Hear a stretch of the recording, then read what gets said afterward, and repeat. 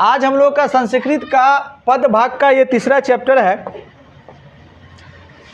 हम लोग देखेंगे आज संस्कृत का तीसरा पद भाग का चैप्टर, नाम है नीति श्लोक। बहुत ही सुंदर चैप्टर है, बहुत ही शानदार चैप्टर है। जितने भी चैप्टर हैं आपके संस्कृत में, उसमें से अगर आप कहेंगे कि सबसे बेहतरीन चैप्टर कौन सा है, तो वो चैप्टर है आपका नीति श्लोक। नीति मतलब है कि सिद्धांत, विचार, वह सिद्धांत, वह विचार जो आपके जीवन में सुखी पूर्वक जीने के लिए मदद करेगा। जीवन जो संसार है, सभी जानते हैं, ये सुख और दुख का समुंदर है। यहाँ आए हैं तो भैया सुख भी होगा और दुख भी होगा। लेकिन एक बात जान ले कि अगर आप कुछ चीज़ों को, कुछ सिद्धांतों को जान ले और उस अनुसार से चले, तो ना तो सुख का आप पर कोई फर्क पड़ेगा, ना ही दुख का। बस यही चीज़ है इस चैप्टर में। इस चैप्टर में नीति से संबंधित बातें बताई गई है कि जिसको आप अपने जीवन में अनुकरण अगर कर लेंगे तो निश्चित तौर पर आपका जीवन हो जाएगा सफल। अब देखेंगे हम कि ये चैप्टर जो है नीति श्लोक, इसका पृष्ठभूमि क्या है। ये नीति श्लोक में जो नीतिगत बातें हैं, वो बातें कहाँ से ली गई है, कौन इसको कह रहा है, और इस बात को किस मंच पर कहा जा रहा है। थोड़ा सा पृष्ठभूमि को हम लोग देखेंगे। पृष्ठभूमि हमारा क्या है कि आप यहाँ चित्र देख रहे हैं, चित्र से समझ गए होंगे कि ये महाभारत का युद्ध है। महाभारत का युद्ध होने वाला है। किनके बीच युद्ध होगा, आप सबों को पता है, कौरवों और पांडवों के बीच। पांडवों के बीच ये युद्ध होने वाला है। और इसमें एक पक्ष में कौरव के 100 पुत्र होंगे और दूसरे पक्ष में होंगे पांडव के 5 भाई, और सभी एक ही खानदान के हैं। ये लड़ाई दुश्मनों के बीच नहीं हो रहा, ये लड़ाई अपनों के बीच हो रहा है। अपने आपस में लड़ रहे हैं और केवल अपने, ये लड़ाई हठ धर्मी के लिए लड़ी जा रही, और ये हठ धर्मी विनाश का कारण बनेगा, पांडवों का भी और कौरवों का। विजय तो पांडव का होगा, लेकिन पांडव के विजय के बाद भी पांडव लगभग बहुत कुछ खो चुके होंगे। पुत्र खो चुके होंगे, संपत्ति खो चुके होंगे, अपनी सेना को खो चुका होगा। कौरव तो साफ हो ही जाएगा।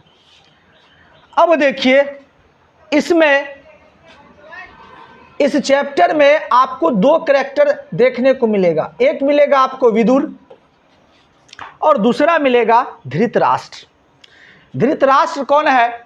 तो धृतराष्ट्र कौरव जो है 100 कौरव उनके पिताजी, और वो आंख से होते हैं अंधे, वो देख नहीं पाते। विदुर कौन है? तो विदुर भी इनका एक भाई ही है, लेकिन ये मंत्री के पद पर है। कैसा मंत्री है? तो ये केवल और केवल ज्ञान देगा, बताएगा कि क्या करना चाहिए और क्या नहीं करना चाहिए। तो धृतराष्ट्र तो देख नहीं पाएगा, उनको तो सारा बात बताया जाएगा।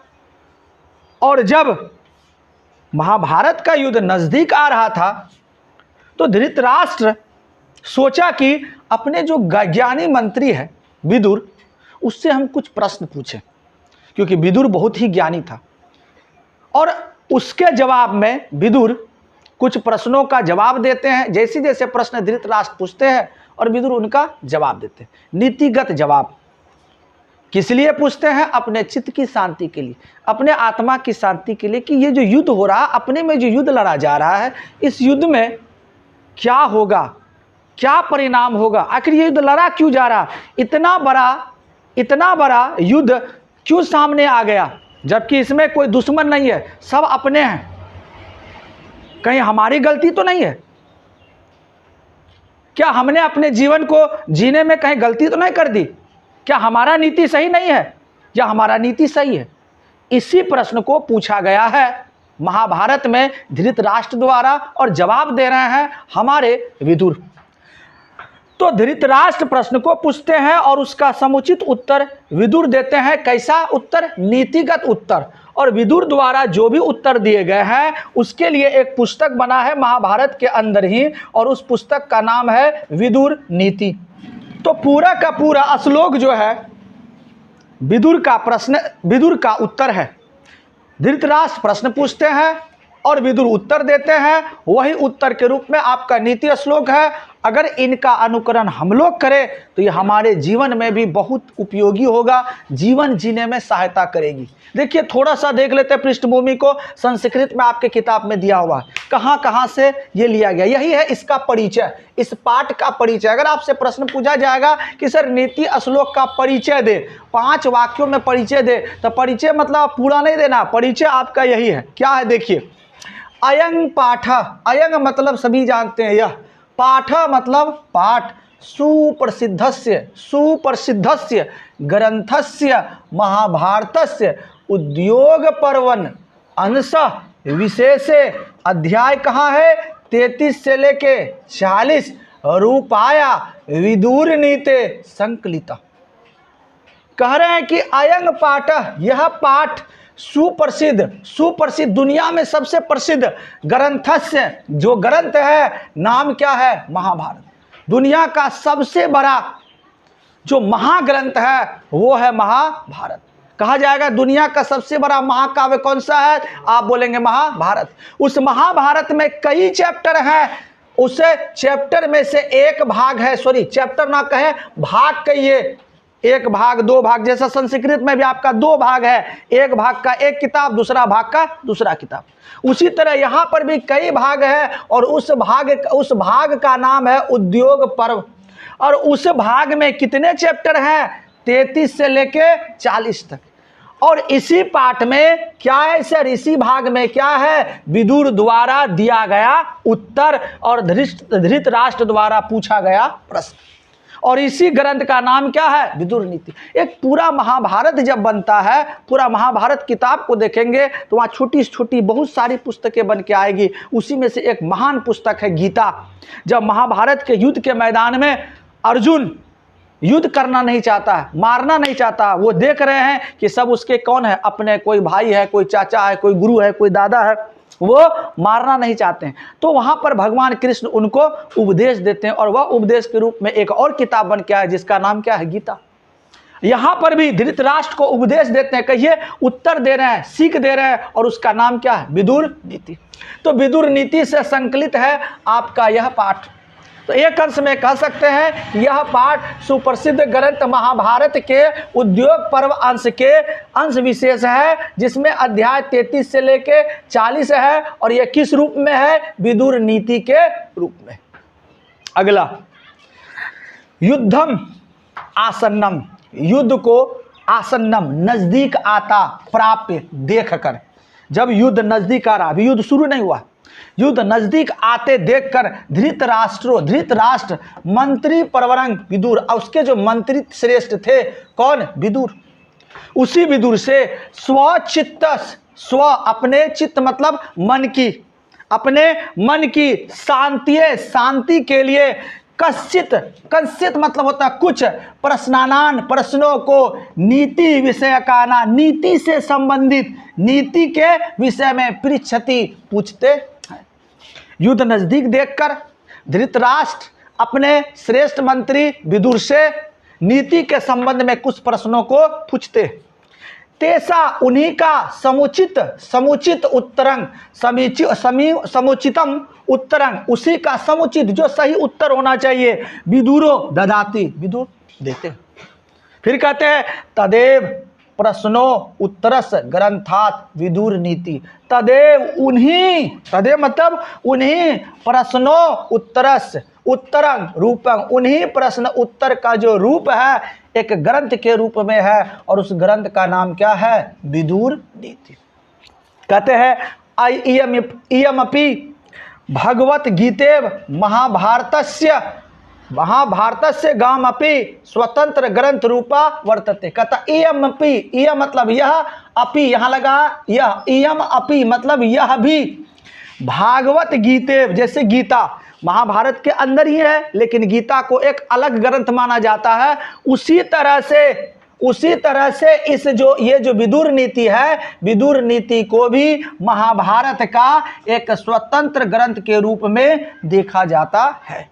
ये था परिचय। तो परिचय में आपने स्पष्ट रूप से पढ़ा कि यह जो पाठ है प्रसिद्ध महाभारत के उद्योग पर्व अंश विशेष है, जो जिसे अध्याय 33 से 40 के बीच में लिया गया है। इतने के बीच के रूप को विदुर नीति कहा जाता है। युद्ध को समीप आते देखकर धृतराष्ट्र अपने मंत्री परवर विदुर से अपने चित्त की शांति के लिए कुछ प्रश्न पूछते हैं और उसी का समुचित उत्तर विदुर देते हैं, और वही प्रश्न उत्तर विदुर नीति के नाम से संकलित है।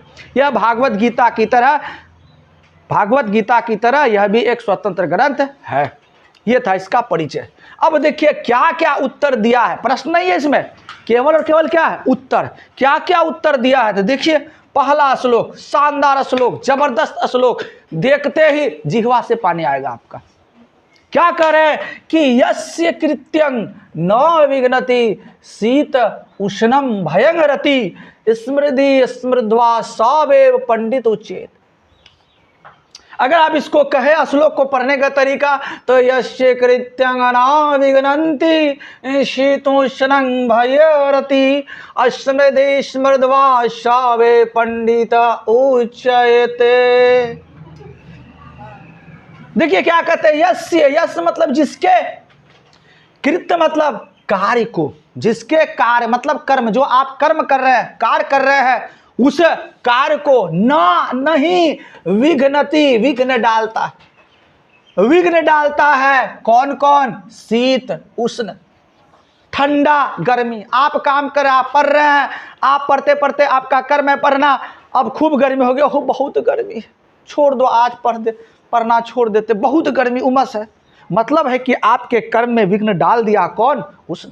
उसी तरह ठंडा का समय आएगा, आप पढ़ रहे वो बहुत ज़्यादा ठंडा है, पढ़ाई आज नहीं होगा, मतलब आपके कर्म में शीत भी ठंड भी विघ्न डाल दिया। लेकिन वह व्यक्ति जो खूब गर्मी, पूरा का पूरा टप टप पसीना गिर रहा हो, उसके बावजूद भी लगा हो, खूब ठंडी है, एकदम ठिठुर रहा है, उसके बावजूद भी वो लगा हो, कहता भयं रति, भयं रति, जहां पर भय हो, डर भी, रति मतलब आनंद। अगर डर भी है उसके बावजूद भी वो उस कार्य को करने से नहीं हट रहा, अरिग है, और कहीं आनंद हो रहा, डीजे बज रहा, डांस कर रहा, फिर भी तुम पढ़ रहे हो तो पढ़ ही रहे हो, बजने दो। है तो है क्या, सांप आ गया बगल में, भागो भागो, नहीं सांप, हाँ भाग जाओ, हम नहीं भागेंगे, अपने कर्म से हिलने वाले नहीं। देखिए, तो जिसके कर्म को विघ्न नहीं डालता है कौन कौन, शीत उष्ण भय और आनंद। रति मतलब आनंद, स्मृति अस्मृति, स्मृति मतलब उन्नति।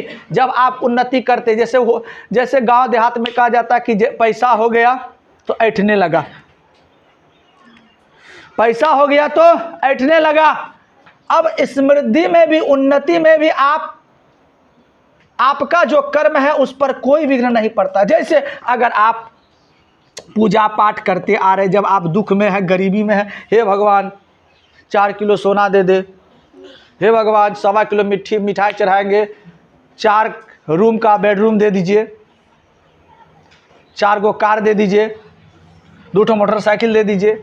अब रोज पूजा कर रहे, लगभग एकदम सुबह सुबह उठ के आपको सब कुछ पूर्ति कर दिया, अब आपका उन्नति हो गया, अब ओ भार में जाए, पूजा पाठ छोड़ो, सब कुछ तो ही गया।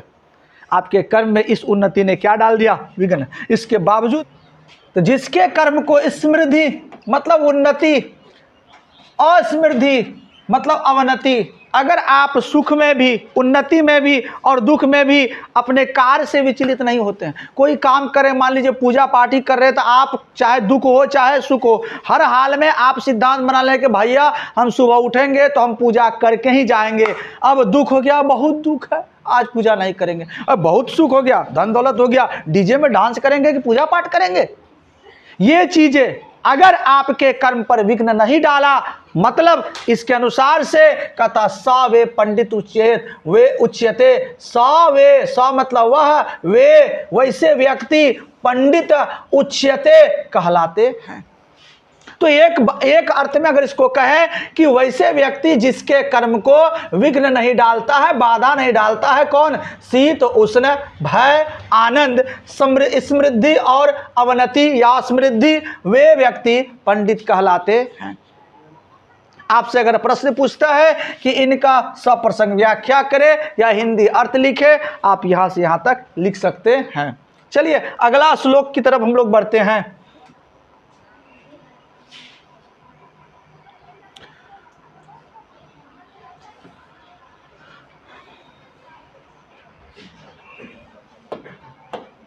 दूसरा है तत्वज्ञ सर्वभूताना। देखिए दूसरा श्लोक में विदुर साहब क्या कह रहे हैं कि तत्वज्ञ, तत्वज्ञ, ज्ञ मतलब जानने वाले, तत्वों को जानने वाले, सर्वभूताना, सर्वभूताना मतलब ये मत समझिए सभी, सर्व मतलब सारे, अभूताना मतलब भूत, सारे मत सर्व मतलब सर्व, अभूताना मतलब जीव, सारे जीवों के तत्व, तत्व मतलब होता है रहस्य, तत्व मतलब रहस्य को जानने वाले, योगज्ञ सर्वकर्माना, सारे कर्मों के योग को जानने वाले, योग मतलब कौशल, योग मतलब कौशल। जैसे हम किसी कार्य को कर रहे हैं और कार्य करते करते एक समस्या में फंस जाते हैं, तो हम किसी न किसी के पास जाते हैं कि आप हमको इस समस्या से निकाल दीजिए, या कुछ ऐसा चीज हो जाता है तो हम जाते हैं बाबा के दरबार में, साधु संत के पास जाते हैं, उससे मांगते हैं कि हे बाबा हम पर उपकार कर दीजिए, हम इस समस्या में फंसे हैं। जो मांगिएगा वो देंगे बाबा, जितना दक्षिणा बोलिएगा उतना देंगे। मतलब है कि हम समस्या में फंसे हुए हैं और हमारे पास समस्या का हल नहीं है, और उस समस्या के हल के लिए हम किसी ऋषि मुनि या साधु के पास जा रहे हैं, और वो व्यक्ति क्या करता है, उस समस्या का हल हमें दे देता है। तो मतलब है कि वो सारे कर्मों के योग को क्या कर रहे हैं, जान रहे हैं, कौशल को जान रहे हैं, समस्याओं का समाधान कैसे हो उसको अगर वो जान रहा है। और क्या कहते हैं, उपायज्ञो मनुष्याना, उपायज्ञो मनुष्याना, मनुष्यों के उपायों को जानते हैं। मनुष्य हर कदम में उपाय ढूंढता है, महाराज हमें मुक्ति कैसे प्राप्त होगी, महाराज मेरा हाथ देखिए, मेरा शादी कब होगा, महाराज मुझे धन दौलत क्यों नहीं प्राप्त हो रहा, महाराज हम बहुत कमाते हैं पैसा क्यों नहीं बच रहा। तब महाराज बताता है ये करो वो करो वैसा करो, तुम्हारे माथा पर शनि ग्रह है, ये पत्थर पहनो, पीपल के गाछ में शनिवार को पानी दो। ये उपाय बता रहे हैं कि इस उपाय के द्वारा आपके जीवन का नैया पार हो जाए। वो उत्तर जिसके पास हो वही व्यक्ति पंडित, वही व्यक्ति कहता नर, वैसे जो लोग होते हैं पंडित उच्यते कहलाते हैं। एक लाइन में इसको कहे कि सभी जीवों के तत्वों को, सभी कर्मों के योग को, मनुष्यों में उपायों को जानने वाले व्यक्ति पंडित कहलाते हैं। इसी तरह आपसे पूछेगा सप्रसंग व्याख्या करे या हिंदी अर्थ लिखे, आप आराम से इनको लिख डालेंगे। चलते हैं सर अगला श्लोक में।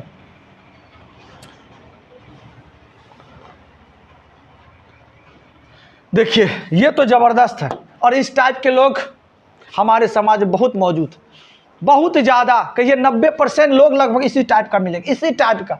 देखिए कहता अनाहुत प्रविशति, अनाहुत प्रविशति, अनाहुत मतलब होता है बिना बुलाए, प्रसित आ जाते। बहुत सारे लोग हैं जो बिना बुलाए ही आ जाते।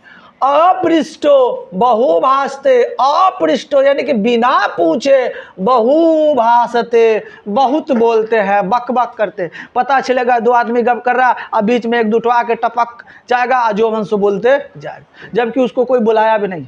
दो बातें आपने सुना, बिना बुलाए आने वाले और बिना पूछे बहुत बोलने वाले व्यक्ति, बक बक करने वाले व्यक्ति।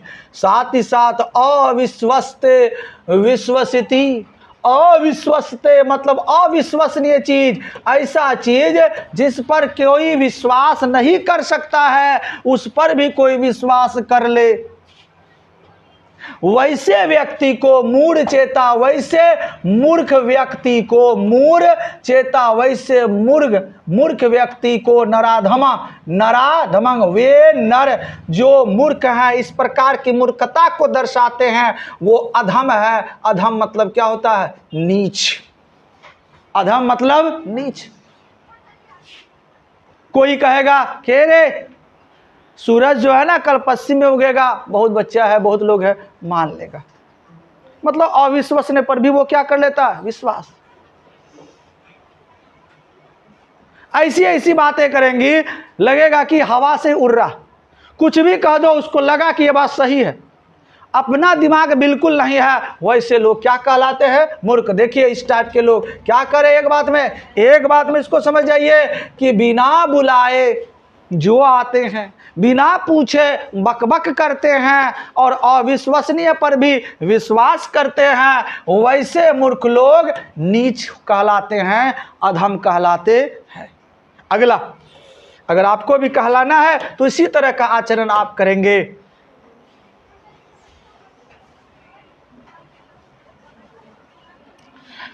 देखिए अगला श्लोक विदुर साहब क्या करें, नीति से संबंधित। तो ये जो बातें कर रहे हैं विदुर साहब, ये सारा का सारा लग रहा है हमारे जीवन से ही उठा करके बोल रहे हैं, एकदम बी प्रैक्टिकल होकर। एको धर्मा परम श्रेय, इस संसार में कुछ भी अगर श्रेष्ठ है तो वो कहता है एको धर्मा, केवल और केवल एक कौन सी है, धर्म ही है श्रेष्ठ, इसके अलावा कुछ भी श्रेष्ठ नहीं है। कहता है क्षमे का शांति उत्तमा, क्षमा जो है वो शांति का उत्तम पथ है। अगर आप शांति चाहते हैं तो आप क्षमा करना सीख जाइए। यदि आपसे आपके साथ कोई बदसलूकी किया या कुछ गाली उली दे दिया और आप कहे हम तो उसका बदला लेंगे, हम छोड़ेंगे नहीं, मतलब है कि आप अशांति की ओर जा रहे हैं। आप उसको क्षमा कर दे, कोई बात नहीं। आप ये समझे कि उसको भगवान ने उतना ही बुद्धि दिया, इसलिए वो इस तरह की बातें की। अगर बुद्धि दिया हुआ होता, मस्तिष्क में अच्छा बात ऊपर से दिया होता, 32 GB का मेमोरी कार्ड भगवान दिया होता, तो वो गलत बात नहीं बोलता। क्षमा कर दो, कोई जरूरी नहीं। यही हमारा क्या है, शांति। और इस तरह का जो आचरण है ना, दो लोग बहुत ज़्यादा अपने ऊपर में लागू करवाते हैं। एगो भैया साधु महात्मा, कुछ कह दो साधु महात्मा, और दूसरा नेता लोग, गालियों दे दो नेता को, अरे कोई बात ना, चप्पलो, कितना नेता को तो चप्पलो मार देता, कोई प्रॉब्लम। अरे मेरा अपने आदमी था, थोड़ा नाराज हो गया। और ऐसे अगर किसी लड़का को मार दिया जाए तो चप्पल मारा ना, इधर से क्या क्या मारेगा पता नहीं, तो उस व्यक्ति का अवनति हो जाता। लेकिन नेता लोगों को देखो, चप्पलों खा लेगा, गालियों खा लेगा, पता चलेगा आगे जाके उसी को तुम प्रधानमंत्री बनाओगे, मुख्यमंत्री बनाओगे, मुखिया बनाओगे, और लोग बड़े बन जाते हैं। अब भाई उसी समय चप्पल घुमा के मार देता, तुम वोटों नहीं देता उसका। तो देखिए शांति का मार्ग अपनाना अगर है तो अपनाइए। यही आपको शांति के लिए आपको आचरण होना चाहिए, क्षमा वाला। कहता विद्या का परमा तृप्ति, विद्या से आपको परम तृप्ति मिलेगी। दुनिया में धन आएगा, चले भी जाएगा, सांप की तरह आएगा, सांप की जीवा की तरह, उसी तरह चलो जाएगा। तुरंत राजा बनोगे, तुरंत में रंक बन जाओगे। लेकिन जब एक बार विद्या आ गया तो किसी के पास क्षमता नहीं कि उसको निकाल ले, तुम्हारा दिमाग में घुसाएगा, उसको निकाल लेगा, ये क्षमता नहीं है। तो कहता है कि विद्या जो होता है ना, विद्या वही आपको परम तृप्ति देगा, संतुष्टि देगा। इसके अलावा संतुष्टि देने वाला इस संसार में कोई भी नहीं है। कहता अहिंसे का सुखावहा, सुख अगर आप चाहते हैं, संसार में सुख के मार्ग को अपनाना चाहते हैं, तो आपका आचरण कैसा होना चाहिए, अहिंसक होना चाहिए। आप अहिंसा पर बल दीजिए, हिंसा नहीं। हिंसा करने वाले को कभी भी सुख नसीब नहीं होने वाला है। एकदम से बी प्रैक्टिकल, ऐसा ही आचरण आप करेंगे, ये मेरा आशा है और विदुर जी का भी आशा है। अगला देखिए सर, ये तो और भी जबरदस्त। त्रिविधम नरकस्येदं द्वारं नाशनात्मनः अक्राम क्रोधस्तथा लोभस्तस्मादेतत् त्रयं त्याजेत।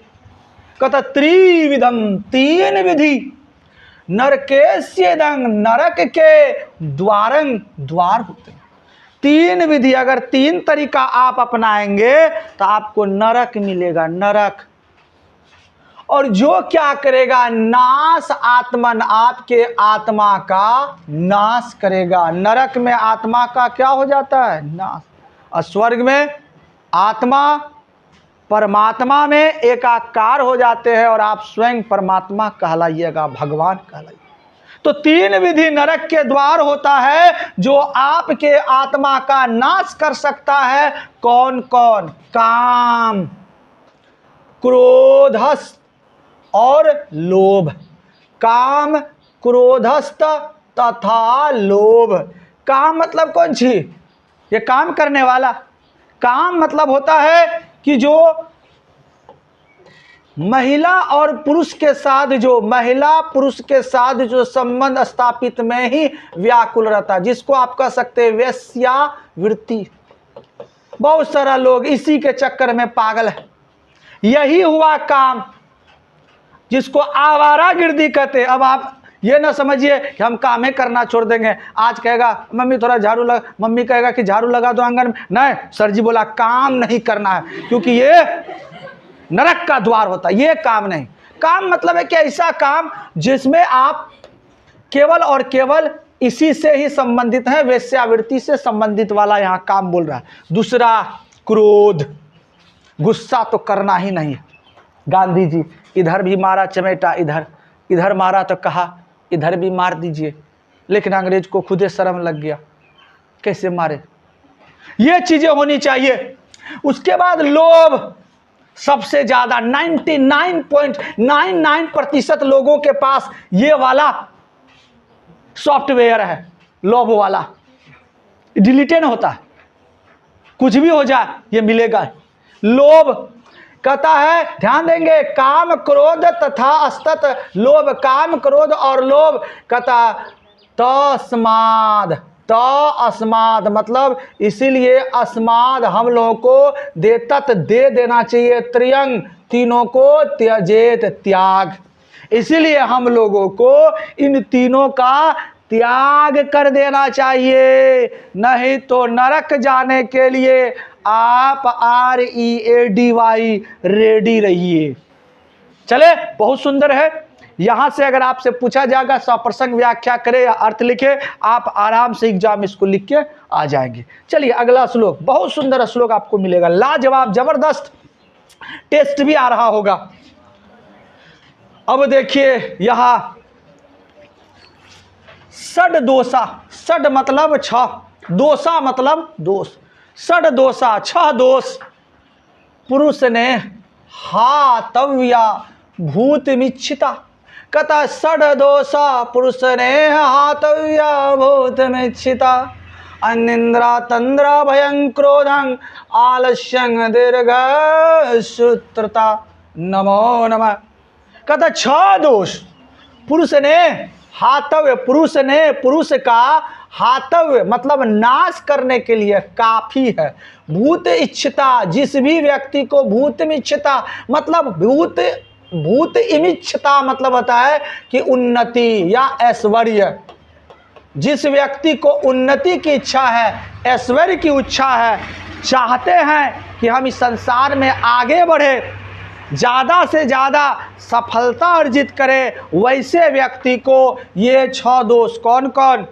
निंद्रा सोना, तंद्रा ऊँघना। अब सोना मतलब क्या सर, साफे ना सोएंगे? सोएंगे, जो एक टाइमिंग है 7 घंटा 8 घंटा। बहुत सारा लोग सो जाएगा, सो गया 9-10 बजे रात में और उठेगा सीधे 9-10 बजे दिन में। शहरी लोग तो ज़्यादा, और उठेगा तो उसको लगेगा हाँ कहाँ आ गए। सुबह उठने का समय है, 4 बजे 5 बजे भोर में उठिए, ये उठने का समय। कहता जो व्यक्ति ऐश्वर्य की प्राप्ति करना चाहते, उन्नति करना चाहते, वो छह दोष कौन कौन? निंद्रा तंद्रा ऊँघना, भय मतलब डर, क्रोध, क्रोध मतलब जान ही रहे क्रोध, आलस और दीर्घ सूत्रता। दीर्घ सूत्रता मतलब क्या? दीर्घ सूत्रता मतलब आपको लग रहा होगा दीर्घ मतलब खूब, और सूत्रता मतलब सोने वाला नहीं। दीर्घ मतलब किसी भी कार्य को जल्दी ना करने वाला, टाल देना। अरे इठो पाठ बना, पाठ याद कर लो, करेंगे न कल। अरे वहाँ गंदगी साफ करो, क्या चिल्लाते हैं, करने देंगे। सब चीज में टालना, टालने वाला को ही क्या कहेंगे, दीर्घ सूत्रता, टाल मटोल आदमी। तो 6 दोष, निंद्रा, तंद्रा, भय, क्रोध, आलस और टाल मटोल करने वाले व्यक्ति जो आचरण है, इन आचरणों को, इस प्रकार के लक्षणों को त्याग करना चाहिए यदि आप चाहते हैं कि आप उन्नति करें, आपको ऐश्वर्य की प्राप्ति हो। अगला चले,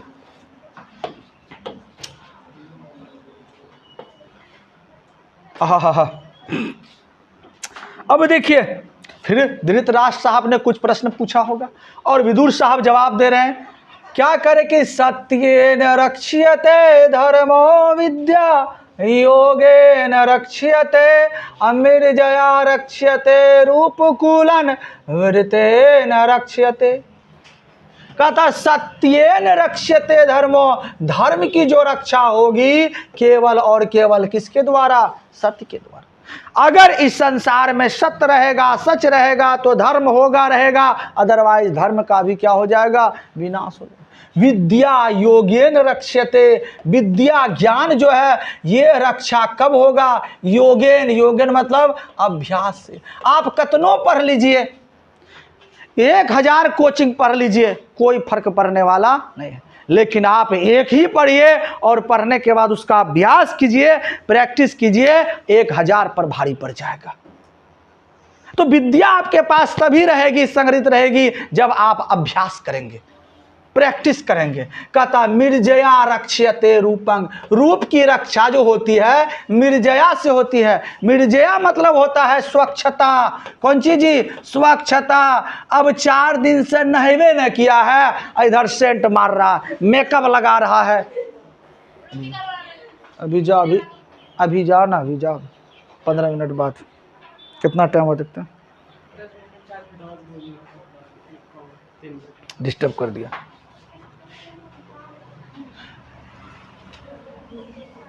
मिर्जया रक्ष्यते रूपम, मिर्जया रक्ष्यते रूपम, रूप की रक्षा किसके द्वारा, मिर्जया। और मिर्जया का अर्थ क्या होता है, स्वच्छता। मतलब आप खूब 3-4 दिन से स्नान नहीं किए हैं, आप 3-4 दिन से स्नान नहीं किए हैं, इसके बाद आप ब्यूटी पार्लर जाते हैं, शानदार शानदार मेकअप लगाते हैं, बड़का बड़का नेकलेस भारकस लगाते हैं सोना हीरा का।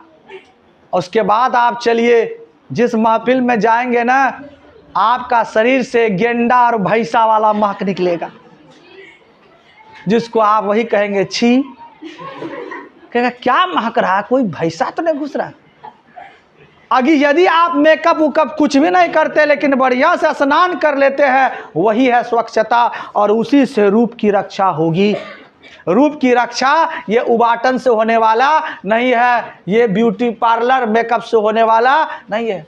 कहता है कुलंग वृतेन रक्षते, कुल की, कुल मतलब खानदान की जो रक्षा होगी, वृतेन, वृतेन मतलब होता है अच्छे आचरण, अच्छा आचरण करोगे तब आपके खानदान की रक्षा होगी। कहेगा फलना फलना खानदान का आदमी है और इसका खानदान वर्षों से इसी तरह का है, बहुत ही सुंदर खानदान है, बहुत शानदार आचरण है।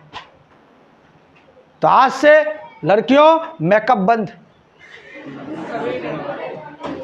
एकदम बंद कीजिए, मुंह में आटा लगाना। आइए अब देखिए थोड़ा सा महिलाओं के बारे में बोला। अब कहानी यहाँ पर महिलाओं के बारे में है, सॉरी महिलाओं के बारे में नहीं है। अब यहाँ पर बता रहे हैं कि देखिए धृतराष्ट्र जी, इस संसार में बहुत सारे लोग आपको मिलेंगे, ऐसे ऐसे लोग मिलेंगे कि मत पूछिए, और सबसे ज़्यादा संख्या में वैसे लोग मिलेंगे जो चाटुकार होंगे। किस प्रकार के चाटुकार, कह रहे क्या कि सुलभा पुरुषा राजनं सततं प्रिया वादिनः अप्रियस्य तु पथस्य वक्ता श्रोता च दुर्लभ। कहते हैं कि सुलभा पुरुषं राजनं, हे राजन, विदुर कह रहे हैं हे राजन, सुलभा पुरुषं, वैसे पूरा पुरुष सुलभ है, मतलब सुलभ मतलब आसानी से मिल जाते हैं। सततंग जो लगातार प्रिय वादिना, मीठा बोलते, मीठा मीठा बात करेगा, सुंदर सुंदर बात करेगा, ऐसा लोग आपको हर जगह मिल जाएगा, हर जगह। लेकिन अप्रियस्य तू पथस्य वक्ता, लेकिन अप्रिय ही सही, अप्रिय मतलब काटा काटा गप करेगा, ऐसा ऐसा बात बोलेगा लेगा शरीर को छन से काट देगा। अप्रियस्य तू किंतु पथस्य वक्ता, सच बोलने वाला। पथस मतलब होता है उचित बोलने वाले, पथ दिखाने वाले। पथस का अर्थ यहाँ मार्ग दिखाने वाला। मार्ग दिखाना का अर्थ क्या होता है? उचित बोलना। मार्ग कौन दिखाएगा? जो उचित बोलेगा। उचित बोलने वाला। वक्ता श्रोता च, वक्ता बोलने वाला और श्रोता सुनने वाला। दुर्लभ, संसार में दुर्लभ। किसी को अगर आप अच्छा बात कहेंगे तो निश्चित तौर पर वो बात उसको काटेगा और वो आपसे सुनना नहीं चाहेगा। और दूसरा, कोई भी व्यक्ति सच बोलना नहीं चाहता, क्योंकि सच क्या होता है? कड़वा होता। कहता हे राजन, ऐसे लोग इस संसार में दुर्लभ है, मतलब कहीं कहीं ही मिलते। नेक्स्ट,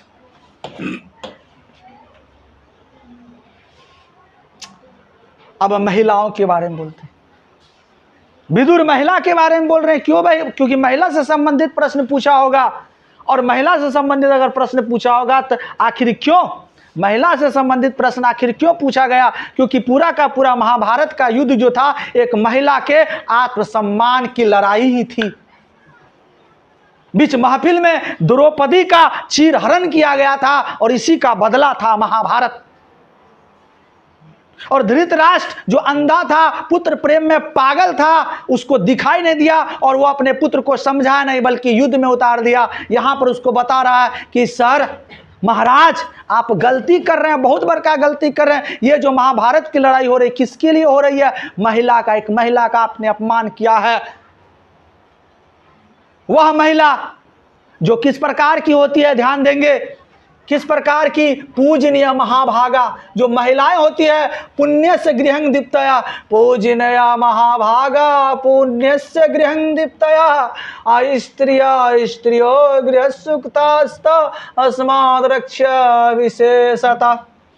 कह रहे हैं कि पूजनीय महाभागा, पूजनीय होती है, महाभाग्यशाली होती है। स्त्रियों को पूजा जाता है कब? नवरात्र जब होता है। ध्यान देखिए दीजिएगा, छोटे छोटे बच्चों को नवमी के दिन, छोटे छोटे बच्चों को, किसको? लड़का को या लड़कियों को? लड़कियों, बालिकाओं को पूजा जाता है, महिलाओं को पूजा जाता है। और आप क्या कर रहे हैं सर? आपके पुत्रों ने क्या किया? मत पूछिए, आप उसका सपोर्ट कर रहे हैं। कहता है कि महिला पूजनीय होती है, महाभाग्यशाली होती है, पुण्य से वह पुण्यमयी होती है। आपके घर में अगर धन दौलत आ रहा है तो इसी के चलते आ रहा, क्योंकि यही तो पूजा पाठ करती है, यही शाम में दीपक जलाती है। कभी पुरुष को देखें? पुरुष शाम में दारू पी के लटल रहेगा। कहाँ पर हमको दिया जलाना नहीं जलाना उससे मतलब ही नहीं रहता।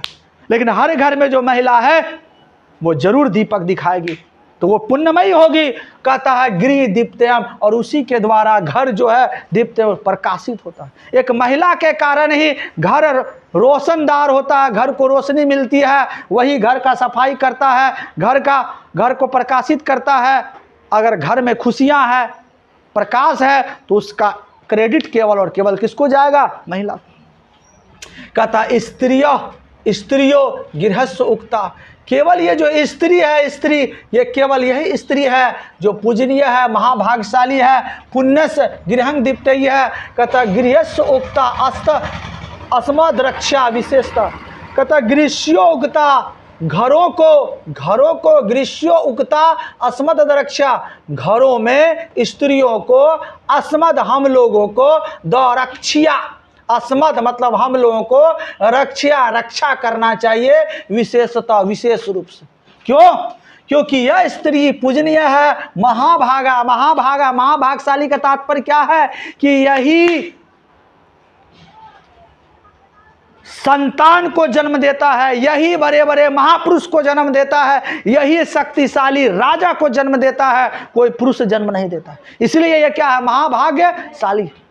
इसी के गर्भ से पैदा लेने वाले व्यक्ति इस संसार में राज करते हैं। कोई महाप्रतापी राजा बनता है, कोई विनाशक बनता है। और ऐसे स्त्रियों का घर में रक्षा की जानी चाहिए। लेकिन धृतराष्ट्र को कहता है, बुढ़वा मने मन अनढ़ा बुढ़वा, आंख नहीं था दिमाग भी तो चला। लेकिन तुम अपना बेटा को कहा जाओ बेटी युद्ध जीत क्या ही नहीं कह सकता है कि रे तुमने गलती किया, दूसरे स्त्री के का अपमान किया है, ये घोर निंदनीय है, तुम जाके माफी मांगो द्रौपदी से। नहीं बेटा, नहीं मांगना है, नहीं मांगना है तो जाएगा तुम्हारा 100 बेटा 18 दिन के युद्ध में। कहा फतेहपुर। अगला ये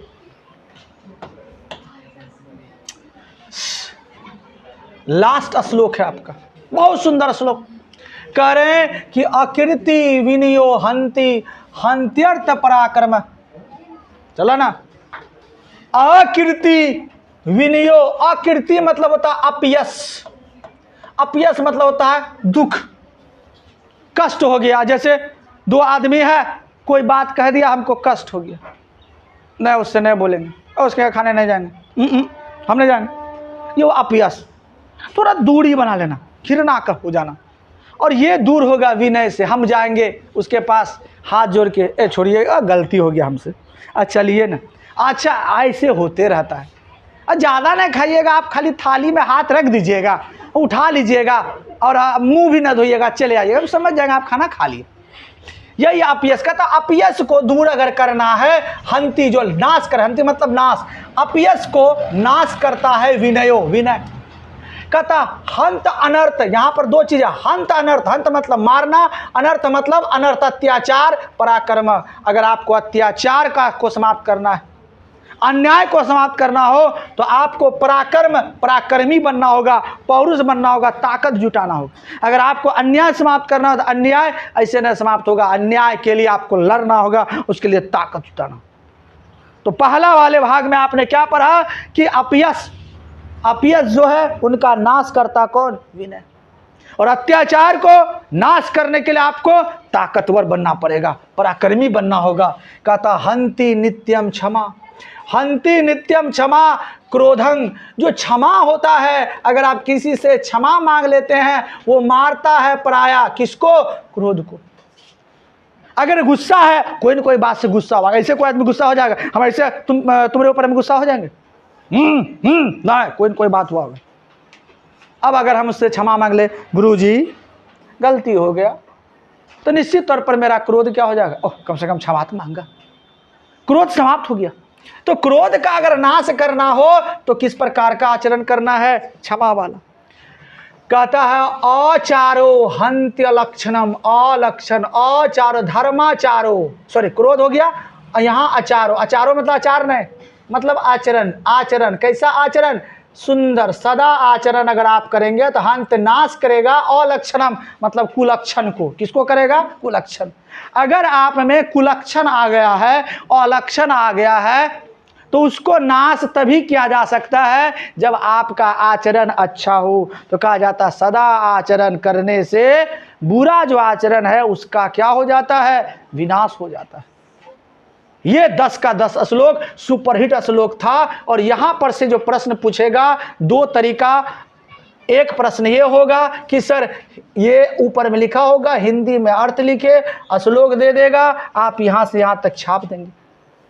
दूसरा प्रश्न तरीका होगा 100 प्रसंग व्याख्या करे और फिर इस तरह से श्लोक दे देगा, फिर आपको कुछ न करना, यहां से यहां तक छाप देना।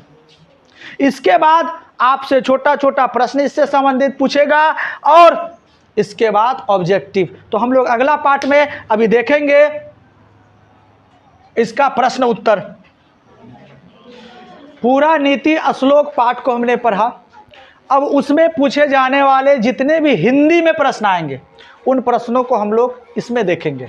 देखिए प्रश्न आपसे क्या पूछेगा। पहला प्रश्न देखिए, नीति श्लोका पाठ के आधार पर मनुष्य के 6 दोषों का वर्णन करें। कितना सुंदर प्रश्न। फिर अथवा में आपसे पूछ सकता है 6 प्रकार के दोष कौन कौन है। दूसरा तरीका से पठित पाठ के आधार पर वर्णन करें। आप तो कई प्रकार का दोष बता सकते हैं, लेकिन आपको बताना है पाठ के आधार पर। या प्रश्न को कैसे पूछा गया है, वे 6 दोष कौन कौन है जो ऐश्वर्य प्राप्ति में अवरोध उत्पन्न करते। या और भी तरीका है प्रश्न पूछने का कि उन्नति की इच्छा रखने वाले मनुष्य को किन किन दोषों का त्याग कर देना चाहिए। आप लोगों ने श्लोक में पढ़ा कि ऐश्वर्य की इच्छा रखने वाले, उन्नति की इच्छा रखने वाले व्यक्ति को 6 दोषों का त्याग करना चाहिए। वह 6 दोष कौन कौन था कि निंद्रा था, तंद्रा था, भय था, आनंद था, असमृद्धि था और असमृद्धि, उन्नति या अवनति, ये 6 दोष। और इन्हीं का हमें क्या कर देना चाहिए, त्याग। इसी बात को हमने यहाँ आंसर में लिखा है कि नीति श्लोक पाठ के अनुसार आलस, निंद्रा, तंद्रा, भय, क्रोध, दीर्घसूत्रता, यह 6 दोष जो मनुष्यों के ऐश्वर्य प्राप्ति में अवरोध उत्पन्न करते हैं। अतः विकास की इच्छा रखने वाले मनुष्य को इनका क्या कर देना चाहिए, त्याग कर देना चाहिए। ठीक है, आइए अगला प्रश्न देखिए। नीति श्लोका पाठ के आधार पर पंडित किसे कहा गया। एक बार प्रश्न इस प्रकार से पूछा गया है, दूसरा बार प्रश्न पूछा गया है नीति श्लोका पाठ के आधार पर पंडित के कौन कौन से गुण हैं। तीसरा बार इसी प्रश्न को किस प्रकार से पूछा गया है, नीति श्लोका पाठ के आधार पर पंडित के लक्षण क्या है। तीनों प्रश्न आंसर एक ही है। क्या क्या, 2 तरह का। पहला 2 श्लोक जो था उसमें विदुर साहब पंडित कौन है, पंडित का अर्थ ज्ञानी कौन है, इसके बारे में बताते हैं। पहला में क्या बताते हैं कि वो बताते हैं कि सारे जीवों के तत्वों को जानने वाले, सभी कर्मों के योग को जानने वाले, ये बता रहे हैं। सभी कर्मों के योग को जानने वाले, मनुष्यों में उपाय को जानने वाले व्यक्ति क्या कहलाते हैं, पंडित। ये पहला में आपने पढ़ा। इसी तरह से हमने आंसर लिखा है नीति श्लोका पाठ में महात्मा विदुर ने पंडित की व्याख्या बड़े ही रोचक ढंग से की। पंडित मतलब ज्ञानी, पंडित मतलब ये मत समझिए कि जो पूजा पाठ करेंगे वही पंडित कहलाएगा, नहीं। आप अगर ज्ञानी है तो यू आर अ पंडित। उनके अनुसार जिसके कार्य में शीत, उष्ण, भय, प्रेम, स्मृति, असमृद्धि बाधा नहीं पहुंचाते हैं, वही क्या कहलाते हैं, पंडित। और क्या कहता, वैसे मनुष्य जो सभी जीवों के रस को जानते हैं, सारे कर्मों के योग को जानते हैं, मनुष्य के उपाय को जानते हैं, वे क्या कहलाते हैं, पंडित। बिल्कुल से जो बात आपने श्लोक में पढ़ा है वही चीजें हमने यहाँ लिखे हैं। तो आप एक बार फिर श्लोक को देख लेंगे, बहुत अच्छा सा आपको दिमाग में ये बैठ जाएगा और प्रश्न उत्तर लिखने में आपको कहीं कोई दिक्कत नहीं होगी। अगला प्रश्न, नीति श्लोक पाठ के आधार पर मूर्ख व्यक्ति जो नराधम है के लक्षणों को लिखे। आपने पढ़ा होगा। अथवा नीति श्लोक पाठ के आधार पर अधम मतलब क्या, नीच, नर किसे कहा गया। अथवा नीति श्लोका पाठ में मूढ़चेता नराधम किसे कहा गया। आपने पढ़ा था कि वह व्यक्ति जो बिना बुलाए आ जाता है, वह व्यक्ति जिससे बिना कुछ पूछे बकबक करने लगता है, वह व्यक्ति जो अविश्वसनीय पर भी क्या करता है, विश्वास कर लेता है, वही मूर्ख व्यक्ति नीच कहलाता अर्थात अधम कहलाता। आंसर सेम टू सेम है। नीति श्लोका पाठ के अनुसार जो मनुष्य बिना बुलाए प्रवेश करता है, बिना पूछे बहुत बोलता है, अविश्वसनीय पर भी विश्वास कर लेता है, वह मनुष्य मूढ़चेता नराधम कहलाते अर्थात वह मूर्ख व्यक्ति क्या कहलाते, नीच या अधम कहलाते। इसको जनरली सिंगल भी क्वेश्चन पूछा जा सकता है कि नीति श्लोक के आधार पर अधम किसे कहा गया है, तो अधम भी ऐसे ही व्यक्ति को कहा गया है। उसका आंसर यही होगा। अगला प्रश्न,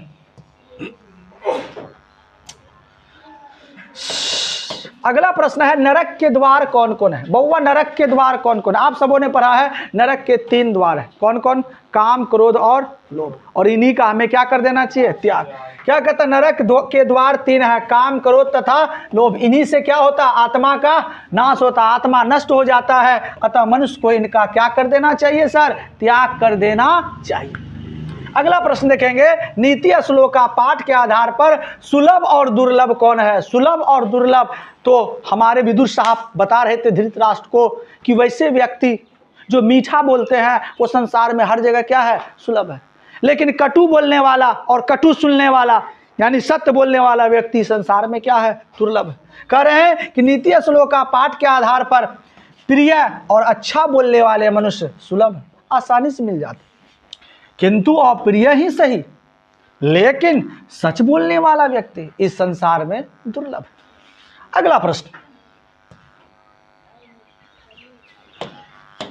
नीति श्लोक का पाठ का 5 वाक्यों में परिचय दे। शुरू में ही जब हम श्लोक को पढ़ा रहे थे वहां पर हमने परिचय दिया था और उसी परिचय को आपको लिख देना है। क्या कह रहे हैं कि यह पाठ व्यास द्वारा रचित महाभारत के उद्योग पर्व के अंतर्गत 8 अध्यायों के प्रसिद्ध ग्रंथ का नाम क्या था? विदुर नीति नामक ग्रंथ से क्या है? संकलित है।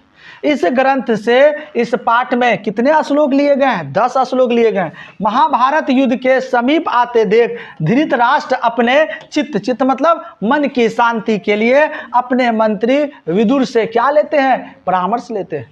विदुर धृतराष्ट्र के प्रश्नों का समुचित उत्तर देते हैं। यही उत्तर नीति श्लोक पाठ में क्या है? संकलित है।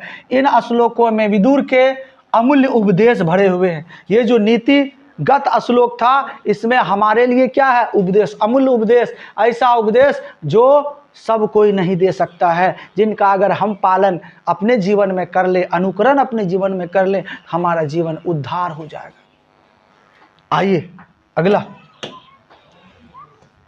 लास्ट प्रश्न, नीति श्लोक पाठ के आधार पर स्त्रियों की क्या विशेषताएं हैं? आप पढ़े होंगे कि नीति श्लोक पाठ के आधार पर स्त्रियां जो होती है वो घर की लक्ष्मी होती है, महाभागशाली होती है, पूजनीय होती है। क्या? यह पूजनीय तथा महाभागशाली होती है, या पुण्यमयी होती है, या घर को प्रकाशित करने वाली होती है। किसके द्वारा प्रकाशित करने वाली होती है? दिव्या के द्वारा या बिजली? अब अगर ये बात समझेगा तो स्त्रियां लोग ये बात मत समझना कि स्त्रियां घर को प्रकाशित करने वाली होती है, यहाँ से घर जाओ और बिजली का तार काट दो, क्योंकि स्त्रियां तो है ही, वो प्रकाशित करेगी। मतलब है कि चिराग देगा घर को। कौन सा चिराग? जन्म देगा, बच्चों को जन्म देगा, उसी से खानदान क्या होगा? आगे बढ़ेगा। कहता अतः स्त्रियों के विशेष रूप से क्या की जानी चाहिए? रक्षा की जानी चाहिए। इस तरह से प्रश्न हिंदी में आपको नीति श्लोक से पूछे जाएंगे और मेरा आशा है कि आप बहुत बढ़िया से जवाब देकर आएंगे।